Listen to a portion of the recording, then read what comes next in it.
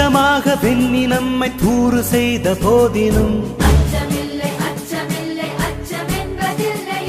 இச்சை வாங்கி உண்ணும் வாழ்க்கை பெற்றுவிட்ட போதினும் இச்சை கொண்ட பொருள் எல்லாம் இழந்து விட்ட போதினும்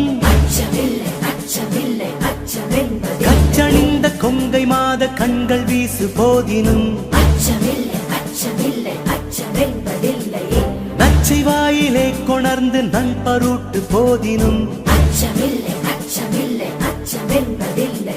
பச்சையூனி ஐந்த வேற்படைகள் வந்த போதினும்